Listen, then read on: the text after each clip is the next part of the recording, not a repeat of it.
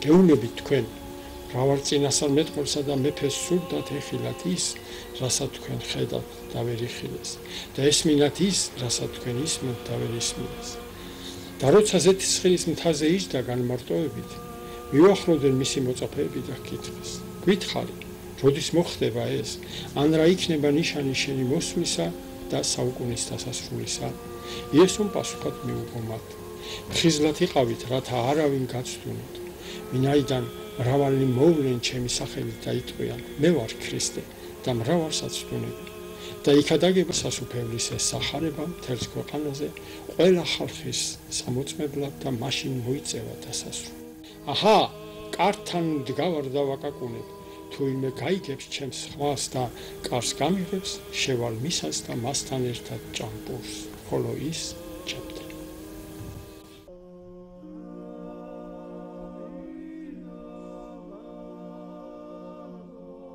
მოგესალმებით მრავალჭირნა, ხოლო მაგრამ ღვთისნებით კვლავაც სულიერად გაუტეხავა ღვთისმშობლის სილხვედრ მიწაზე მაცხოვრებელნო. ჩვენი წინამდებარე გადაცემათა ციკლი ეძღვნება უფალი იესო ქრისტეს მეორე მოსვლის თემატიკას.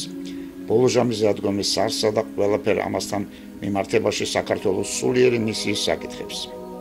ვესაუბრებით საქართველოს სულიერი მისიის შემსწავლელი ლაზარეს ინსტიტუტის ხელმძღვანელს, ზვიად გამსახურდია სახელობის თეოლოგიისა და პოლიტიკის აკადემიის პრეზიდენტს, აკადემიურ დოქტორს მიხეილ იგივე გელას ალუაშვილს.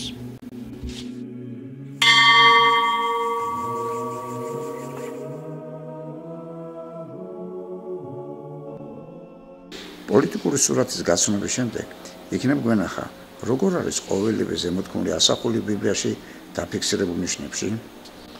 დედამიწის 1/6-ზე განთავსებული ბოროტების იმპერია წოდებული სახელმწიფოს თაობაზე ბიბლიაში დაცულ მინიშნებაში ვკითხულობთ. ვიხილე სიზმარი, აჰა ამოდის ზღვიდან არწივი, 12 ფრთიანი და სამთავიანი. არწივის გერბის მქონე რუსეთის სახეცვლილი იმპერიის შესახებ იქვე დაფიქსირებულ ამ სიზმრის განმარტებაში ვკითხულობთ. ახლა დღეები და დამყარდება დედამიწაზე სამეფო, რომელიც ყველა ადრინდელ სამეფოზე საშინელი იქნება. გამეფდება მასში 12 მეფე ერთი მეორის მიყოლებით. ბიბლიური თხრობა ასე გრძელდება. ვიხილე, აჰა, აღიმართა არწივი თავის კანჭებზე და დასახა თავის ფრთებს და უთხრა: ვიფხიზლებთ ყველანი ერთად, თითეულს თავთავის ადგილზე გეძინოთ და დრო გამოშვებით იფხიზლეთო. ამ 12 მეფის თაობაზე ბიბლიაში დაფიქსირებული მინიშნებები ასეთია. მინიშნება ვლადიმერ ლენინზე. ვიხილე, აჰა, მარჯვენა მხრიდან აღიმართა ერთი ფრთა, აქ ლენინი, და გამეფთა მთელს დედამიწაზე. და როცა მეფობდა, დაუდგა მას აღსასრული და აღარ ჩანდა მისი ადგილი. ესე იგი კი არ დამარხესო, აი მავზოლეუმში ვარ. ესე იგი დაუდგა მას აღსასრული და აღარ ჩანდა მისი ადგილი. მინიშნება სტალინზე. და როცა მეფობდა, დაუდგა მას ლენის აღსასრული და აღარ ჩანდა მისი ადგილი. აღიმართა მომდევნო და მეფობდა და დაჰყო მან მრავალი ხანი. და როცა მეფობდა, დაუდგა მას აღსასრული, რათა პირველის მსგავსად ისიც გაურჩინარებულიყო. გარდაცვალების შემდეგ მოგეხსენებათ, სტალინი ასევე დაასვენეს მავზოლეუმში ლენინის გვერდით, რომელსაც სწორედ ასე ეწოდა ლენინისა და სტალინის მავზოლეუმი. ხოლო 1961 წელს იგი მავზოლეუმიდან გადაასვენეს კრემლის კედელთან. სტალინის მმართველობის ხანგრძლივ დროსთან მიმართებაში ბიბლია ბრძანებს: გამეფდება მასში 12 მეფე ერთი მეორის მიყოლებით. მეორე მეფე, ანუ ლენინის შემდეგი მეორე მეფე სტალინი, ანუ სტალინი, დაიწყებს მეფობას და 12-ში ყველაზე მეთხას ეპყრება ძალაუფლება. ხანახოთ მინიშნება ბერია მალენკოვსა და ბულგაროზე, ანუ მცირე ხნით აი ამ ხელისუფლებაში მყოფ პირებს. ზოგი მათგანი აღიმართებოდა, მაგალითად ბერია მალენკოვი ბულგაროზე და ვერ იპყრობდა მთავრობას, ანუ იმ ძალაუფლებას ვერ აღწევდნენ, რასაც ლენინსა და სტალინს ჰქონდათ. სამაგიეროდ აი ხრუშჩოვზე ნახეთ რას იძახეს. როგორც თქვა, ხრუშჩოვი ლენინის და სტალინის მსგავსად რიგით მესამე და ბოლო მმართველი იყო, რომელიც ერთდროულად იკავებდა კომპარტიის ლიდერისა და მთავრობის თავმჯდომარის პოსტს. აი რას იძახის ბიბლია. აღიმართა მესამე და დაიპყრო მთავრობა წინამორბედთა მსგავსად, მაგრამ გაუჩინარდა ისიც. მინიშნება ბრეჟნევზე, ანდროპოვზე, ჩერნოკოვსა და გორბაჩოვზე აი ესეთი ფრაზებით არის მოცემული.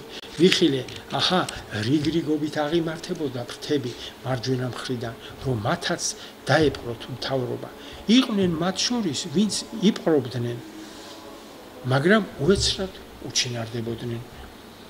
ესე ერთი ნაწილი იყო, რომელიც იპყრობდა, უფრო დიდხანს იყო, მაგრამ იყო ნაწილი, რომელიც უეცრად უჩინარდებოდნენ და იცით თქვენ რომ ესე იგი ანდროპოვი, ჩერნოკოვსა და ანდროპოვისა და ჩერნოკოვის მმართველობა შედარებით მცირე იყო, ბრეჟნევსა და გორბაჩოვზე ჩვენის ინფორმაცია უკვე ვისაუბრეთ.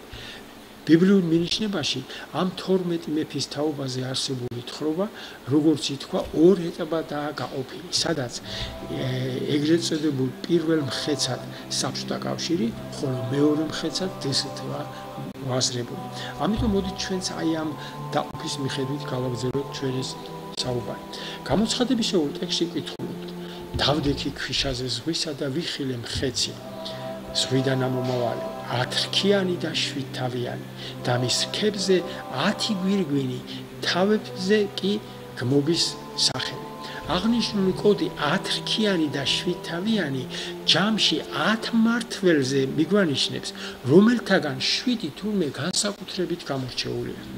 ზემოთქმული შემდეგ ცხადია, რომ აქ მინიშნება საბჭოთა კავშირის 10 მმართველზე, რომელიც როგორც ზევით თქვით, ეს არის ლენინი, სტალინი, ბერია, მალენკოვი, ბულგარინი, ხრუშოვი, ბრეჟნევი, ანდროპოვი, ჩერნეკო და გორბაჩოვი.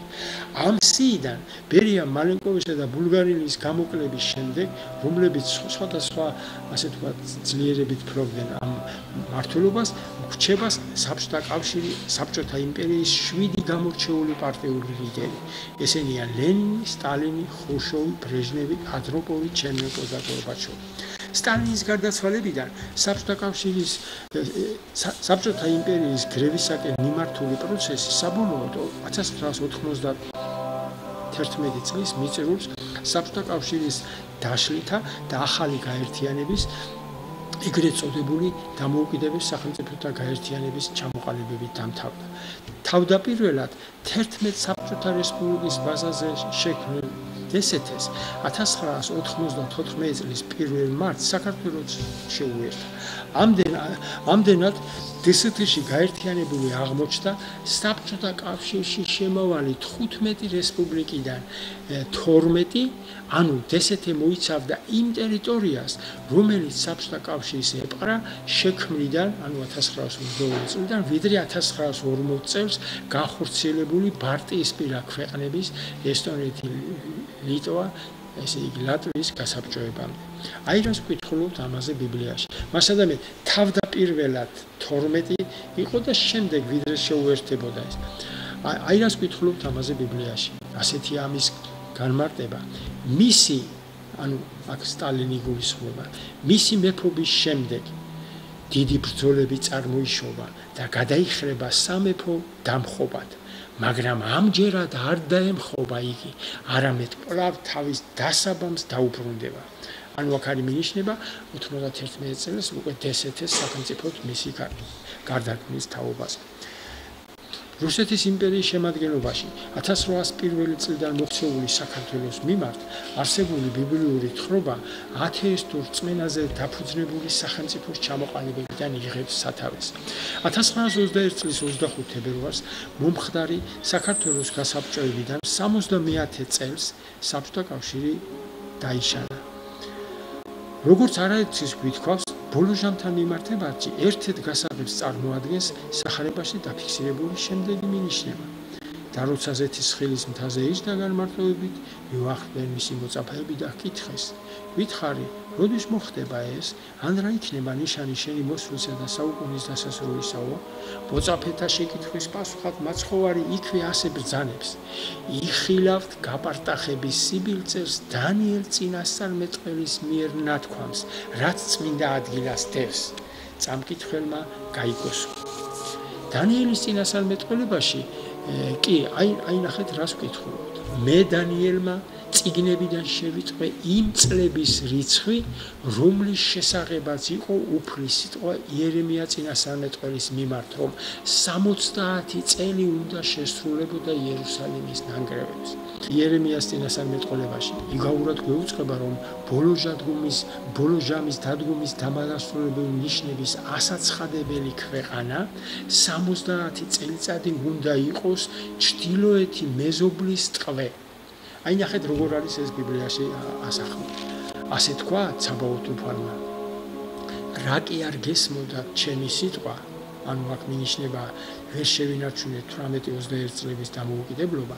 აჰა, მოუხმობ ჩრდილოეთის ყველა ტომს, აქ ბუნებრივია იგულისხმება რუსეთი, ამბობს უფალი, დავამხედრებ ამ ქვეყანაზე, მის მაცხოვრებლებს და ირგვლივ ყველა ხალხზე. გავწირავ გასაუხრებლათა შემზარავ და სამარცხვინოს სანახავად გავხდი. ნახეთ რა ხდება, ქრისტეს კვართის დაფრის ტერიტორია და ღვთისმშობლის სიხვედი ქვეყანა ათეისტური სახელმწიფო მმართველობის ქვეშ მოექცა. შემდეგ ბიბლია აგრძელებს, გაუხრდება და გაუკაცურდება მთელი ეს ქვეყანა. ბაბილონის მეფის მორჩილებაში იქნებიან 70 წელიწადს ეს ხალხები. შესრულდება 70 წელი და მე დავსჭი ესე იგი ჩრდილოეთის მეფეს. მასადამე 70 წელი ჩვენ შეგვისრულდა 1921 წლის 25 თებერვლიდან 91 წლის 25 თებერვალს. და 1991 წლის დეკემბერში იშლება საბჭოთა კავშირი. ანუ ამ 70 წლის თავზე. ბიბლიური თხრობა ასე გრძელდება. ეს იმისათვის, რომ დამივიწყეს, ანუ ათეისტური სახელმწიფოს მმართველობა და გააუცხოეს ეს ადგილი.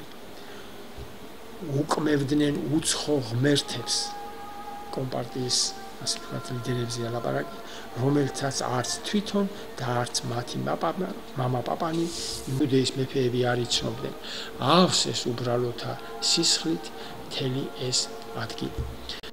ბიბლია ბრძანებს, ასე ამბობს უფალი, როგორც კი შესრულდება ბაბილონის 70 წელი, მოგხედავ და აგისრულებ ჩემს სასიკეთო სიტყვას. 1991 წლის 25 თებერვალს შესრულდა 70 წელი. 91 წლის 31 მარტს, ანუ ამ 70 წლიანი მონაკვეთიდან შემდეგ ერთი თვის თავზე ტარდება რეფერენდუმი და 91 წლის 9 აპრილს ცხადდება სახელმწიფოებრივი დამოუკიდებლობის აღდგენა. ამ ნაწილზე საუბარი მოდით მიშელ დე ნოსტრადამუსის წინასწარმეტყველების გახსენებით დავამთავროთ. აი ნახეთ რას ბრძანებს იგი. ჩვენი მარსი საომარი ძალით გვემუქრება. 70 ბრძოლის ქარტეხილში მოგველის გავლა. თვით ეკლესიაც კი დასამარდება. ანუ ლაპარაკი ამ 70 წლის მანძილზე ათეისტური იქნებაო და ვერავინ შეძლო ბოროტების გვერდის ავლა. აი ამ 70 წლის მანძილზე აი ეს პროცესები ასეა აღწერილი. ხან ნახოთ დსთ-თან მიმართებაში როგორ არის მინიშნები. საბჭოთა კავშირის დაშლის შემდეგ წარმოშობილი ეგრეთ წოდებული დამოუკიდებელ სახელმწიფოთა თანამეგობრობის, ანუ მეორე მხეცის თაობაზე ბიბლია ასე გვაუწყებს. მერე ვიხილე სხვა მხეცი, მიწიდან ამომავალი, რომელსაც ჰქონდა ორი რქა, მაგრამ ლაპარაკობდა როგორც ურჩხული. ის ანუ ეს დსთ მოქმედებს მხეცის წინაშე მთელი მისი ხელმწიფებით და აიძულებს დედამიწას და მიწის მკვით თაყვანისცენ პირველ მხეცს, ანუ აქ ლაპარაკია საბჭოთა კავშირის ესე იგი სამხედრო ძლიერებაზე, ვისის სასიწყვილო წყობლებაც განიკურნა.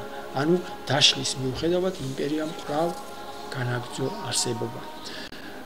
აქ აღნიშნული კოდი, კრავის ორი რქა, რომელიც ლაპარაკობდა როგორც ურჩხული, იგვანიშნებს ვითომც და დემოკრატიულ პრინციპებზე აგებულ, მაგრამ სინამდვილეში კვლავ ბოროტების იმპერიად წოდებულ სახელმწიფო ლიდერებზე, ელცისა და პუტინზე, როგორც რუსეთის ფედერაციისა და დსთ-ს ორ ფაქტობრივ მმართველზე.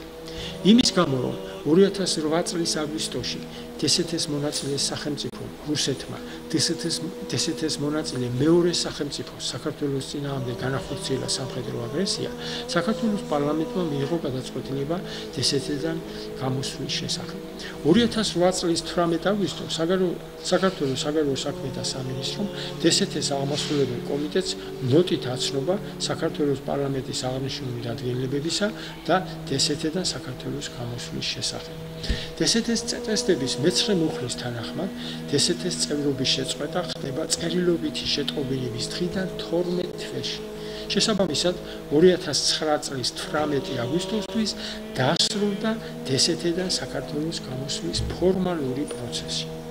ბოლო ჟამის დადგომის დამადასრულებელი ნიშნების აცაცხადებელი ქვეყნის, ანუ საქართველოს ბიბლიური ისტორიის გადმომცემი მონაკვეთი სწორედ ბოროტების იმპერიის 12 გამორჩეული ლიდერის თაობაზე არსებული ინფორმაციებით თავდება.